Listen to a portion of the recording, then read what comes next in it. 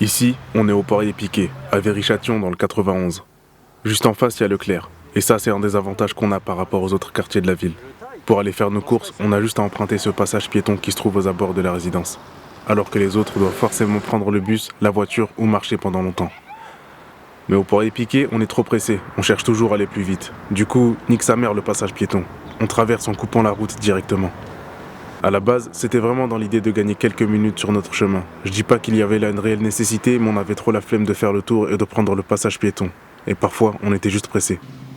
Mais au fur et à mesure, on en a fait un jeu. C'était devenu une course. Et comme dans chaque course, le but était d'arriver le premier de l'autre côté de la route. À force, c'était devenu la routine. On trouvait ça amusant. Sentir les appels d'air que provoquaient les passages de chaque véhicule, le goût de l'adrénaline, l'euphorie qu'on ressent une fois arrivé de l'autre côté, c'était spécial. Mais ça, c'était jusqu'à ce soir-là. Une fois Bilal et moi on se lance, mais ça se passe pas comme d'habitude. Bilal est trop pressé.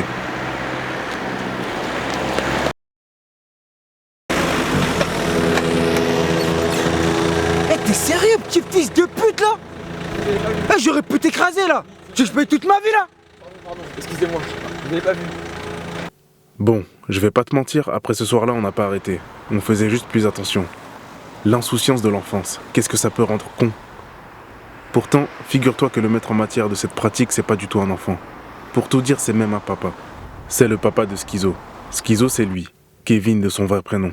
Mais comme c'est un ouf, on l'a blasé schizophrène. Et comme c'est trop long comme blase, on a raccourci à Schizo. Je te montre Schizo à défaut de pouvoir te montrer son père. Son père, il refuse qu'on parle de lui et il refuse de se montrer. Pourtant, je peux te dire qu'il en a de la gueule. Et dans tous les sens du terme.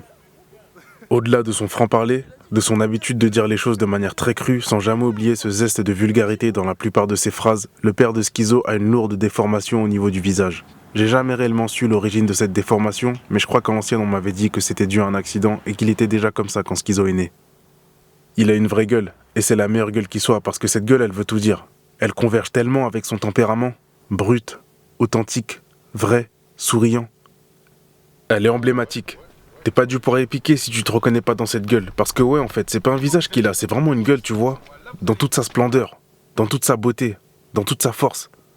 S'il fallait illustrer l'expression « ça va ma gueule », on le ferait avec une photo du père de Schizo, tu captes?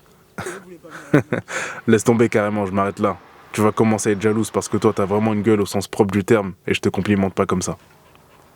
Par contre, j'ai oublié de t'avouer un truc. En fait, si je peux pas te montrer le père de Schizo, c'est parce qu'il est mort.